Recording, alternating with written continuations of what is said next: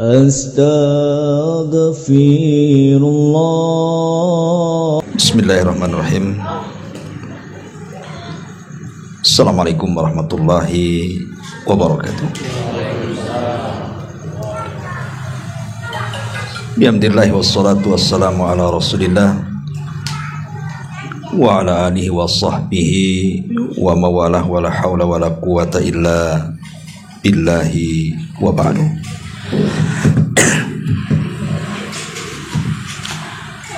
Alhamdulillah, di malam hari ini tadi kita bisa duduk untuk bertolabul ilmi, dan kita masih melanjutkan kajian tafsir juz amma, dan malam ini kita masuk pada surah Al-Zalzalah. Ma'asyiral muslimin wal muslimat rahimani wa rahimakumullah. Surah Al-Zalzalah ini satu di antara sekian surat yang menjelaskan kondisi dahsyatnya hari kiamat. Karena dalam surat ini Allah Subhanahu wa taala menggambarkan bagaimana kondisi bumi, baik di dunia ataupun di akhirat. Kemudian kondisi manusia, apa yang terjadi saat kiamat dan saat kebangkitan kiamat.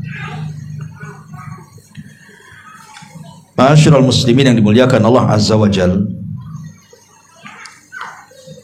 Al-Zalzalah sendiri artinya adalah gempa yang sangat dahsyat. Karena memang surat ini menceritakan tentang gempa yang maha dahsyat. Di dalam sebuah hadis yang dikeluarkan Imam Bukhari, Nabi SAW mengatakan, la taqumus sa'ah hatta yaqbidul ilm wa yataqarabuz zaman wa takthuruz zalazil wa tadharul fitan wa yakthurul haraju. Qila wa mal haraju ya Rasulullah? Qala an-nabiy sallallahu alaihi wasallam al-qatlu. Kata Nabi sallallahu alaihi wasallam, tidak mungkin tegak kiamat sampai ilmu itu dicabut dari dada-dada manusia. Kemudian waktu semakin dekat dan banyaknya gempa di mana-mana, tersebarnya fitnah dan tersebarnya pembunuhan. Dalam hadis ini Nabi SAW menyebutkan di antara tanda-tanda kiamat adalah banyaknya gempa. Di negeri kita saja sudah terulang-ulang gempa ini. Bahkan berita yang sekarang lagi viral di Maroko ya, lagi gempa dan menembus sampai 1000 jiwa yang meninggal, belum yang luka-luka. Artinya gempa ini akan terus ada dan akan semakin sering ketika mendekati hari kiamat. Sehingga kita seorang mukmin harus yakin bahwa gempa itu terjadi, satu di antara tanda-tanda kiamat, dan Allah kirim gempa itu untuk menakut-nakuti kita. Wa manursilu bil ayati illa takhwifa. Tidaklah kami utus tanda-tanda kekuasaanku, kata Allah, kecuali dalam rangka menakut-nakuti. Artinya ketika terjadi sebuah gempa, walaupun tidak di daerah kita, entah di daerah yang lainnya, harusnya kita yang tidak terkena gempa ini menjadi pelajaran. Jangan katakan kan itu jauh di sana. Allah itu maha mampu menggempakan bumi di mana saja. Ma'asyiral muslimin yang dimuliakan Allah Azza wa Jalla, bahkan gempa ini sudah terjadi kepada umat-umat sebelum kita.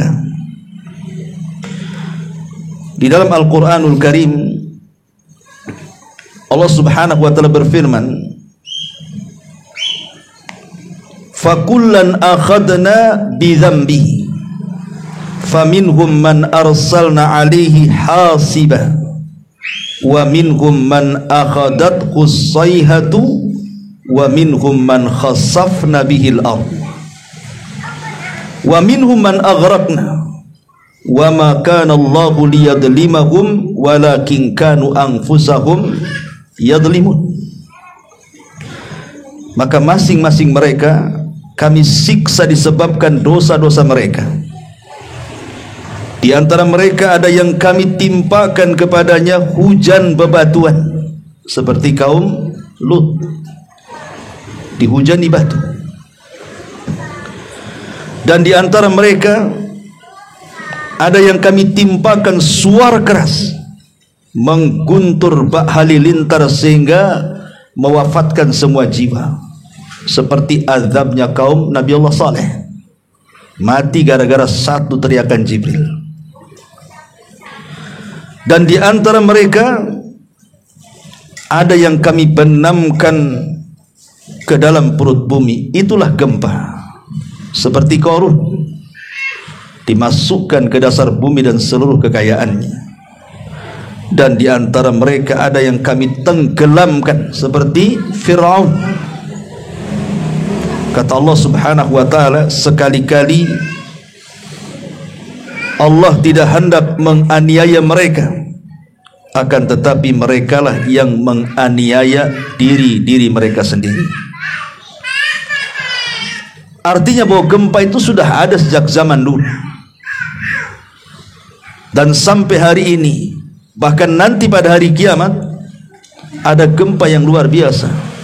Itu masih tanda-tandanya, belum dikiamatkan. Kata Nabi SAW, akan terjadi 3 gempa, khasfun bil maghrib, wa khasfun bil masyriq, wa khasfun bi jaziratil arab. Ada yang mengatakan bahwa ketika matahari terbit dari arah barat, kemudian manusia menangis karena tidak ada pintu tobat lagi. Tiba-tiba selang 3 hari setelahnya muncul pula dabatun minal ar, binatang yang bisa bicara muncul dari perut bumi dan menstempel setiap mukmin dan kafir. Setelah itu tiba-tiba terjadi gempa di mana-mana, berawal dari arah barat, kemudian arah timur, kemudian di Jazirah Arab. Itu permulaannya. Karena dalam surah Al-Zalzalah ini Allah Subhanahu wa taala tidak mengatakan idza zulzilatil ardu zilzalan, tapi Allah katakan idza zulzilatil ardu zilzalaha. Ada lahanya di sini. Sebab kalau seandainya Allah katakan idza zulzilatil ardu zilzalan, apabila Allah Subhanahu wa taala menggempakan dengan gempa hanya begitu saja, maka bisa saja terjadi di sini gempa, di sana tidak, di sana gempa, di sini tidak. Tapi ketika gempa itu diidhafahkan kepada bumi, zilzalaha, laha ini kata ganti daripada bumi, berarti satu bumi gempa. Kalau seandainya di sebuah negeri ada gempa, boleh jadi mungkin kita bisa lari ke negeri yang tidak ada gempanya dan kita akan selamat dari gempa. Pertanyaannya, bagaimana kalau satu bumi gempa, mau lari kemana? Tidak ada tempat untuk bernaung. Dan itulah yang disebut dengan nihayatul alam, berakhirnya alam semesta. Kalau satu bumi sudah digempakan, berarti selesailah bumi itu. Lalu kenapa dan apa penyebabnya? tidak lain dan bukan ketika Allah gempakan satu bumi itu dikarenakan karena murkanya Allah subhanahu wa ta'ala. Kalau Allah sudah murka, wa idal biharu fujirat, lautan saja bisa ditumpahkan ke daratan. Kalau Allah sudah murka, wa idan nujumun tasharat, bintang saja bisa dijatuh-jatuhkan. Apabila Allah sudah murka, maka langit pun akan digulung, bahkan bumi akan dicabut gunung-gunungnya kal'ihnil manfus, seperti kapas yang dihamburkan oleh angin dan ditabrak-tabrakan di atas langit sehingga hanya tinggal debu yang berterbangan balik lagi ke bumi. Termasuk juga apabila Allah murka, Allah akan gempakan satu bumi ini. Jadi kiamat itu karena kemurkaan Allah azza wa jalla. Tapi gempa yang maha dahsyat ini menjadi nikmat bagi orang-orang yang beriman, tapi menjadi adab bagi orang-orang kafir. Bagi orang-orang yang beriman memang mereka menunggu-nunggu, karena Nabi SAW mengatakan, man ahabba liqa Allah ahabballahu liqa'ah, wa man kariha liqa Allah karihallahu liqa'ah. Allah mengatakan, barang siapa yang rindu berjumpa dengan Allah, maka Allah akan rindu berjumpa dengan dia. Dan itu orang yang beriman. Tapi siapa yang benci berjumpa dengan Allah, Allah pun benci dengan dia. Kalau seandainya kita cinta dengan Allah dan Allah pun cinta dengan kita, tiba-tiba kita berjumpa dengan Allah, mungkinkah orang yang cinta dan yang mencintai akan mengadab? Mustahil. Tapi orang yang membenci dan yang dibenci ketemu, pasti akan diadab. Makanya ketika terjadi gempa maha dahsyat ini, tidak ada satupun orang yang beriman hidup di kolong langit. Karena yang akan merasakan kiamat itu hanya orang kafir saja. Orang yang beriman itu hanya akan merasakan pada tiupan yang kedua dan tidak akan merasakan pada tiupan yang pertama. Karena sebelum Israfil diperintahkan meniup sangkakala, maka Allah mengirimkan angin yang sangat-sangat dingin, kemudian akan mengejar setiap orang yang beriman yang punya iman sebiji zarah. Kemudian akan melewati setiap ketiak mereka dan mewafatkan satu persatu, sampai ketika tidak ada satupun orang yang beriman, hanya orang-orang kafir yang hidup. Dari sini Nabi SAW mengatakan, la taqumus sa'ah illa ala syiraril khalqi. Tidak mungkin terjadi kiamat kecuali menimpa kepada manusia yang paling buruk yang hidup di kolong langit. Orang-orang kafir.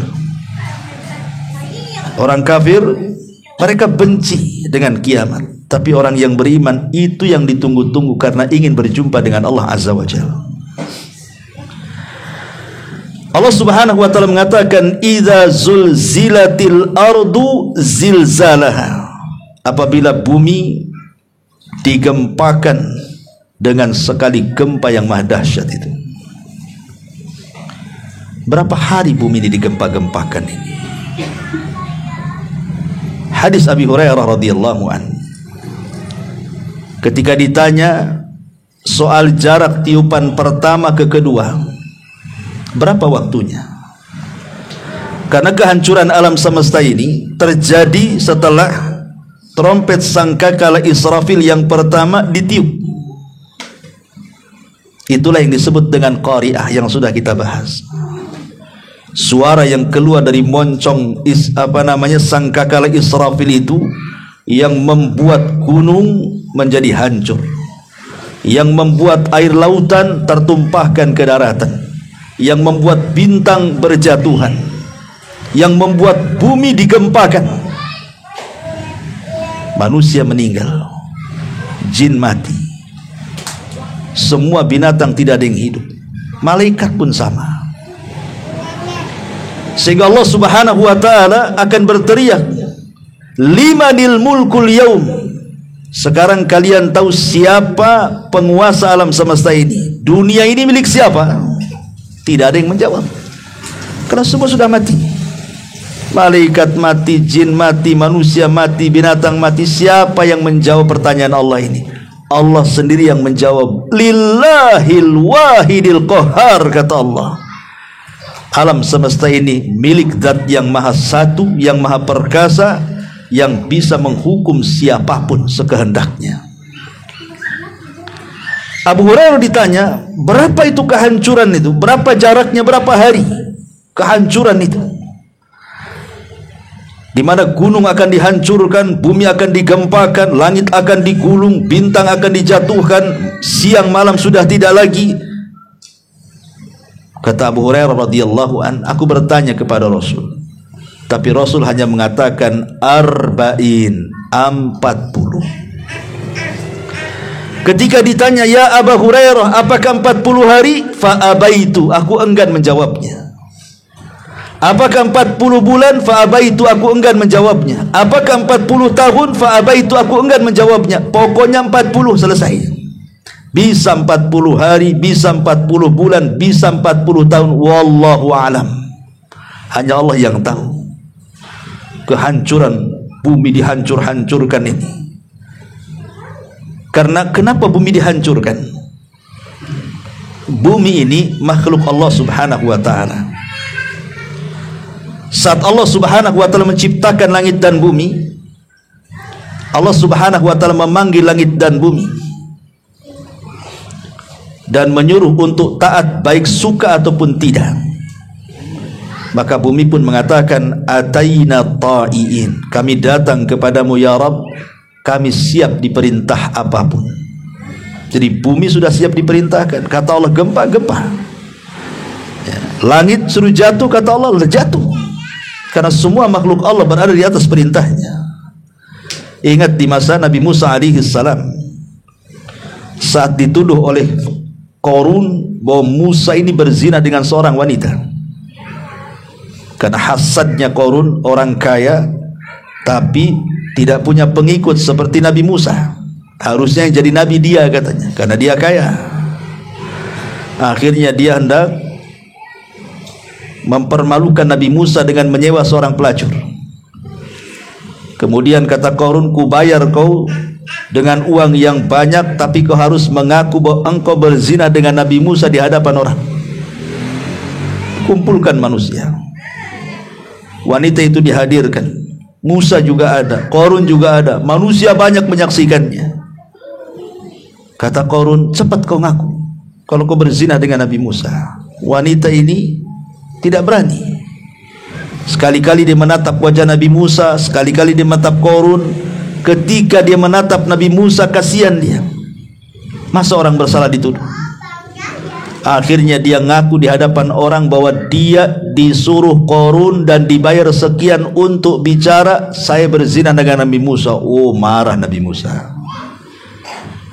Maka ketika itu Musa berdoa kepada Allah. Kata Allah, ya Musa, perintahkan saja bumi itu, maka dia akan menuruti kata-katamu atas izinku. Dari situ Musa merintahkan bumi untuk menenggelamkan si Qarun. Terbelah bumi, Qarun masuk di situ. Harta-hartanya, fa khassafna bihi wa bidarihil arda. Kami tenggelamkan Qarun dan seluruh kekayaannya ke dasar bumi. Itulah bumi. Apapun yang diperintahkan Allah, bumi itu nurut. Karena bumi tidak pernah bermaksiat. Manusia yang bermaksiat. Disuruh sholat tak mau sholat, disuruh puasa tak mau puasa. Itulah manusia. Tapi makhluk selain manusia, selain jin, maka mereka akan mentaati semua perintah Allah, termasuk juga bumi dan langit. Maka pada hari kiamat Allah perintahkan langit dan bumi dihancur-hancurkan. Makanya Allah mengatakan dalam surat yang lain, yauma tubaddalul ardh ghairal ardi, pada hari kami ganti bumi yang dipijak manusia dengan bumi yang baru. Apa maknanya? Apakah bumi ini dilenyapkan kemudian Allah ciptakan bumi yang baru lagi sebagai padang mahsyar, ataukah bumi ini pula yang akan menjadi padang mahsyar bumi yang kita pijak selama ini? Menurut sebagian ulama tafsir, bahwa bumi padang mahsyar adalah bumi yang kita pijak juga. Tapi makna kami ganti bumi dengan bumi yang baru itu bukan buminya dilenyapkan, diciptakan bumi yang baru, tidak. Cuman bentuk buminya diganti dari bulat menjadi terhampar. Kalau seandainya ini bola bulat, kemudian kita gunting, kita hamparkan begini, maka akan lebih luas lagi. Kenapa? Sampai Allah mengatakan wal ardu muddat, dan bumi akan dihamparkan sehampar-hamparnya. Karena nanti dari bumi itu akan keluar manusia, sejak zaman Adam sampai yang terakhir mati tentu membutuhkan lapangan yang luas. Makanya bumi diganti bentuknya supaya muat. Sejak zaman Adam itu akan dibangkitkan nantinya. Itulah Allah ganti bumi dengan bumi yang baru saat kiamat itu. Ma'asyiral muslimin wal muslimat rahimani wa rahimakumullah, idza zulzilatil ardu zilzalaha. Kemudian Allah mengatakan wa akhrajatil ardu athqalaha, dan kami keluarkan beban-beban berat bumi ke permukaan. Apa maknanya? Ada sebagian ulama mengatakan bahwa yang dikeluarkan dari bumi adalah pembendaharaannya, emasnya, peraknya, zamrudnya, macam-macam lah. Dikeluarkan dari perut bumi menuju permukaan bumi. Manusia melihatnya, tapi apalah perhiasan di depan mereka, tidak ada niat mengambilnya, karena kondisinya itu sudah kiamat masalahnya. Walaupun kekayaan di hadapan mereka, sudah tidak cinta lagi dengan kekayaan, yang ada ketakutan yang luar biasa. Itu satu penafsiran. Penafsiran yang lainnya maksudnya wa akhrajatil ardu athqalah, itu maksudnya beban berat itu maksudnya manusia, kita-kita ini yang sudah dikubur mungkin sejak zaman Nabi Adam sampai yang kemarin mati, disusul kita pula mati sampai yang terakhir mati. Itulah akan dikeluarkan dari perut bumi ke dasar bumi yang atas, ke permukaan. Lalu bagaimana Allah membangkitkan mereka? Sementara orang yang dulu sejak zaman Nabi Adam kemudian dikubur entah berantah jasad mereka di mana. Boleh saja sudah tinggal tulang belulang, boleh jadi mungkin tulang mereka pun sudah hancur. Rupanya Allah takdirkan ada makhluk yang tidak akan pernah hilang dan binasa dan hancur. Dan itu ada 7 makhluk. Salah satunya apa? Salah satunya tulang ekor setiap manusia. Tidak akan dihancurkan Allah sejak zaman Nabi Adam sampai yang terakhir mati. Tulang ekor ini kecil, terkadang tidak bisa dilihat kecuali dengan alat, tapi itu tidak akan dihancurkan. Kenapa tidak dihancurkan tulang ekor itu? Karena dari situlah manusia dibangkitkan. Jadi saat manusia itu hendak dibangkitkan, Allah turunkan hujan untuk ke bumi yang baru. Maka setiap tetesan hujan itu akan mengenai setiap tulang ekor manusia sejak zaman Adam sampai yang terakhir mati. Tiba-tiba kemudian entah dari mana tulang itu tiba-tiba ada, daging kembali menyatu, kemudian utuh menjadi manusia.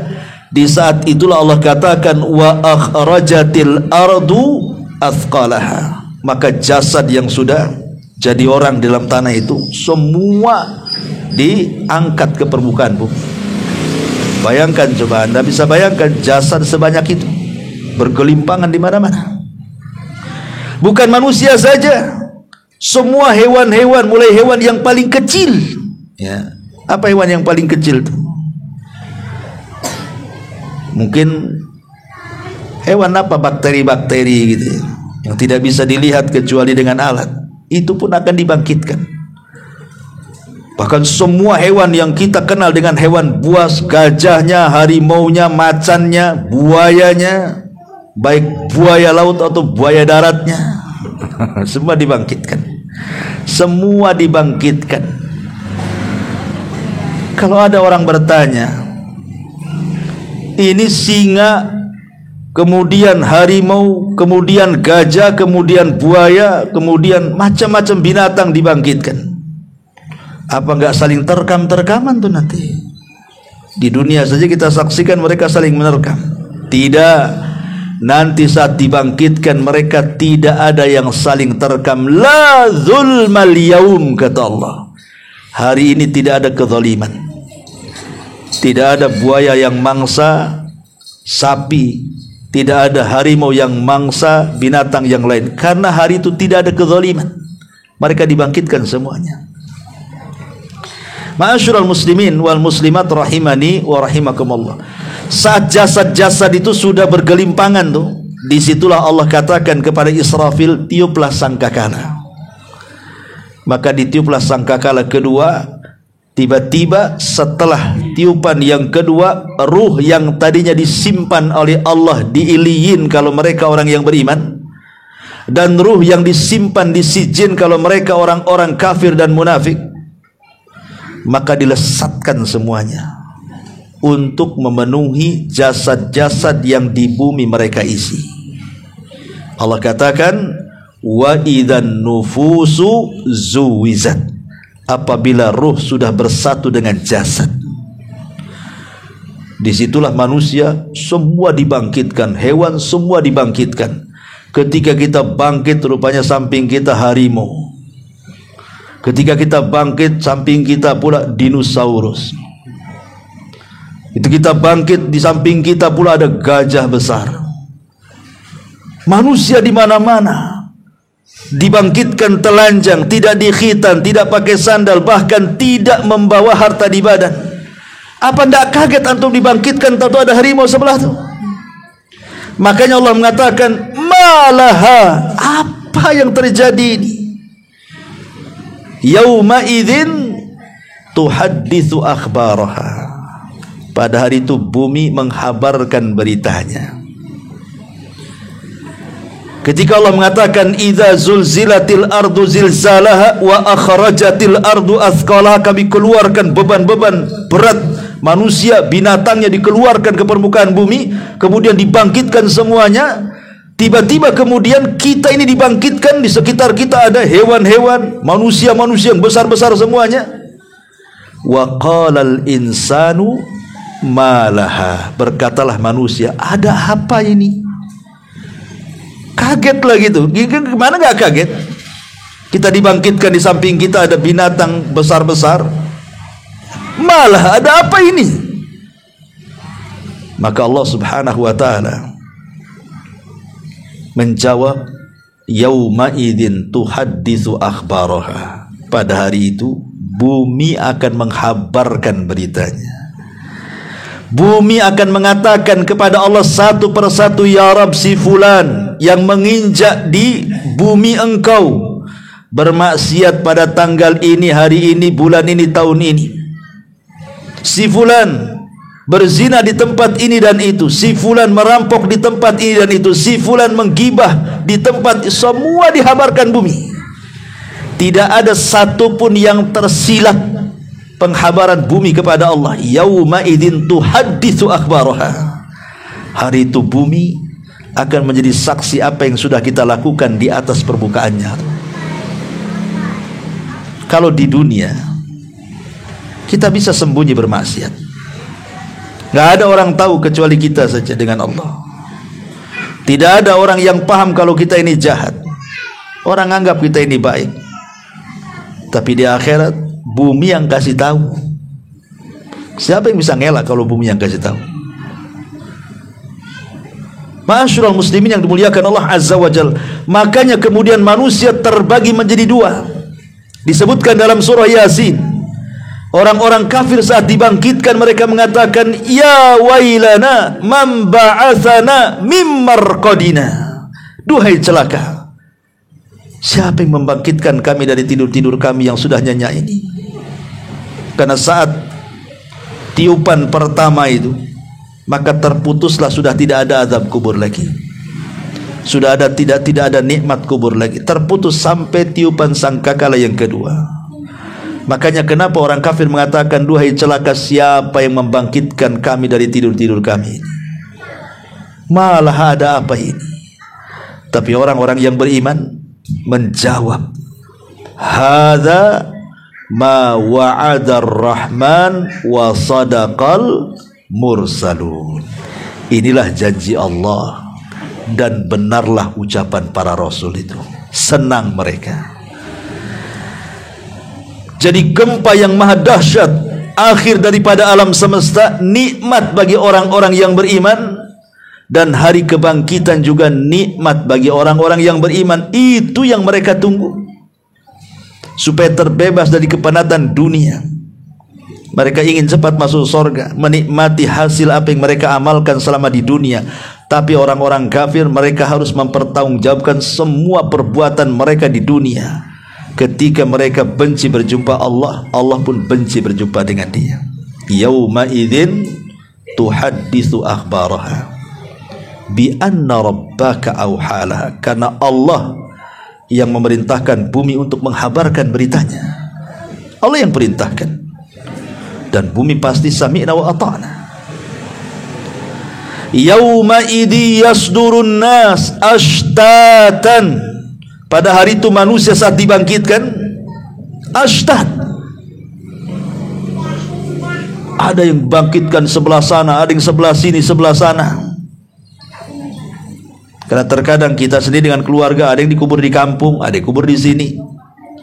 Tapi manusia akan dibangkitkan dengan berbagai macam bentuk, sesuai dengan amalan mereka di dunia. Dan ini akan merontokkan setiap orang-orang yang sombong. Kalau ada orang di dunia mengatakan, nanti kalau saya dibangkitkan, saya akan masuk surga, katanya. Atau nggak mungkin saya dibangkitkan, nggak ada itu hari berbangkit itu. Ingat, di zaman Bani Israel ada orang yang melakukan dosa itu sudah nggak kehitung saking banyaknya. Semua dosa sudah dilakukan dia.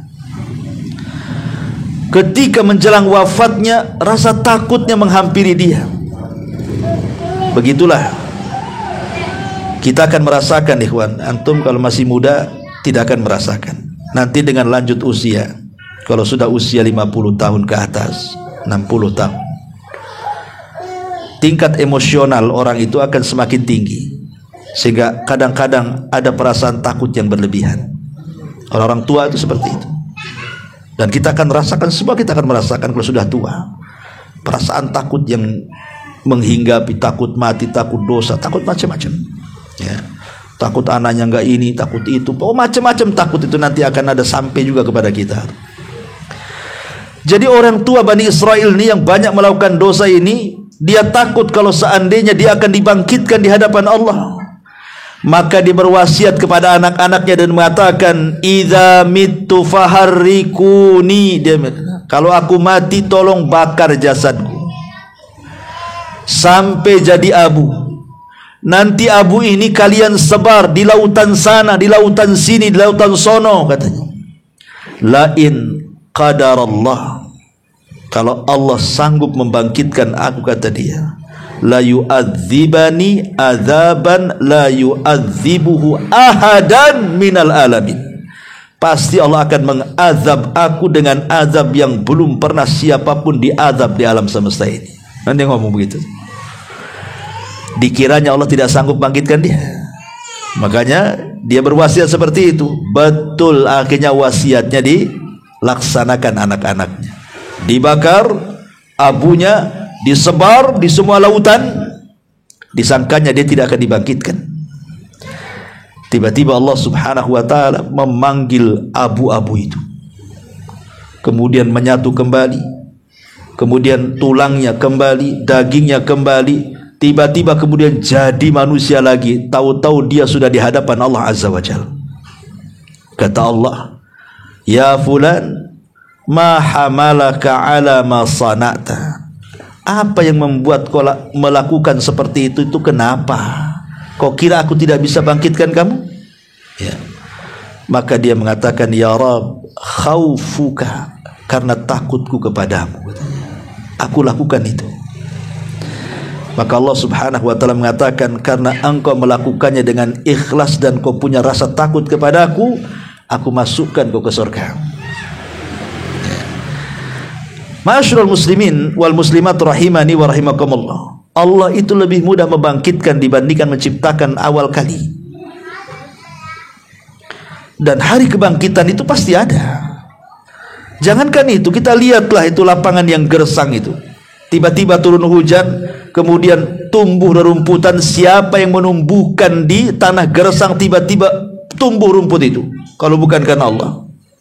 Allah sanggup menciptakan rumput yang mati jadi hidup, apalagi manusia. Jadi manusia itu akan yasdurun nas, akan keluar dari mana-mana ashtatan dengan berbagai macam bentuk tuh. Boleh jadi mungkin antum dibangkitkan samping antum Fir'aun pula. Ketika antum dibangkitkan sampingnya pula Namrud, samping antum pula Abu Jahal, Abu Lahab. Siapa yang nyangka? Tapi apa gunanya si Fir'aun, si Namrud, si Abu Jahal, si Abu Lahab itu? Dia boleh sombong di dunia, tapi dia tidak bisa sombong di akhirat. Dia boleh congkak di dunia, tidak bisa dia congkak di akhirat. Karena kekuasaannya sudah nggak ada. Dia pun sudah tak pakai sandal, sudah kembali tak dikhitan, tidak berpakaian, satu harta pun tidak ada yang menempel di badan si Fir'aun, si Namrud, si Abu Jahal, si apa semuanya yang congkak-congkak itu. Bahkan balasannya, orang-orang yang sombong di dunia Allah bangkitkan seperti semut, badannya dikecilkan. Jadi dia akan terseok-seok di antara badan besar tuh.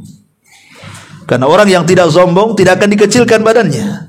Tapi orang yang sombong, kata Rasul, yuhsyaruna yauma ayuhsyaruna almutakabbiruna yaumal qiyamah ka'amsali dzarrin, kata Rasul. Akan dikumpulkan orang-orang sombong pada hari kiamat seperti semut, dibangkitkan kecil. Itulah al-jaza min jinsil amal. Kau merasa besar di dunia, ku kecilkan kau di akhirat. Cuma apa yang disombongkan? Fir'aun kecil, Namrud kecil. Apa yang akan disombongkan di hadapan Allah? Nggak ada. Yauma idzi yasdurun nas ashtatan. Untuk apa? Liyurau a'malahum, agar Allah melihat amal-amal kalian. Semua amal kita sudah dicatat raqib dan atid. Semua catatan kita akan dihadapkan di hadapan Allah. Tidak ada yang bisa mengelak. Dan catatan itu sangat lengkap. Tidak ada satu detik kecuali ada di catatan itu. Lalu apa yang akan dipertanggungjawabkan di hadapan Allah? Di dunia antum beramal, antum tidak tahu amalan antum berapa. Mungkin sudah lupa juga kita. Sama dengan kita melakukan dosa minggu yang lalu, mungkin hari ini sudah lupa buat dosa apa minggu kemarin itu. Oh iya, iyahnya itu lupa lagi. Oh iya ya, bukan. Itulah manusia. Ya, baru kemarin pinjam utang lupa pura-pura tak ada pinjam, padahal pinjam uang banyak. Kan itu ya. Manusia itu kadang-kadang lupa, dilupakan atau pura-pura lupa. Tapi di akhirat nggak ada seperti itu. Kenapa? Karena Allah akan berikan memori, dibalikkan memori kita. Di akhirat semua orang cerdas, nggak ada yang bodoh. Kenapa? Karena memori hafalannya dibalikan, sehingga dia ingat sejak dia akil balik sampai dia mati. Apa perbuatan ia yang pernah ia lakukan dari awal sampai akhir, tahu dia detiknya, jamnya, harinya, bulannya, tahunnya. Untuk apa memori itu dibalikan itu? Untuk mencocokkan dengan catatan. Sehingga ketika Allah tampakkan catatan itu, maka Allah katakan, baca tuh catatanmu. Dibaca. Kata Allah, baca lagi, jangan-jangan raqib atid salah nulis pula. Enggak, betul. Baca lagi, jangan-jangan ada yang terkeliru. Oh tidak, semua benar. Liyurau a'malahum. Tapi orang-orang yang mengambil dengan tangan kanannya, dia tahu bahwa catatannya baik, dia ngajak orang, sini, baca catatanku. Ha umuqra'u kitabiyah. lihat catatanku, bangga dia. Tapi orang-orang yang banyak keburukannya, jangan lagi dibaca orang, dibaca sendiri pun tak mau dilempar. Ma'asyiral muslimin yang dimuliakan Allah Azza wa Jalla, liyurau a'malahum, maka Allah tutup ayatnya, faman ya'mal mithqala dzarratin khairan yarah wa man ya'mal mithqala dzarratin syarran yarah. Maka siapa yang beramal saleh di dunia walaupun sebiji dzarah. Ada yang mengatakan dzarah itu kalau antum buka kaca ada sinar masuk, disitulah ada debu-debu berterbangan itu, nampak di cahaya matahari itu. Itulah dzarah. Walaupun antum beramal seperti itu, tetap Allah akan balas kalau itu kebaikan. Tapi sebaliknya, kalau kita beramal keburukan, tetap Allah balas. Makanya ada istilah ad-dunya mazra'atul lil akhirah. Dunia ini tempat berladang kita untuk akhirat. Siapa yang menanam kebaikan, dia akan tuai kebaikan. Siapa yang menanam keburukan, dia pun akan menuai keburukan. Oleh karena itulah, maka di sini ada pelajaran besar bahwa dunia walaupun pendek tetapi menentukan kehidupan akhirat yang panjang. Maka yang pendek ini jangan disia-siakan, karena kita akan menghadapi perjalanan yang sangat panjang. Wallahu a'lam bishawab.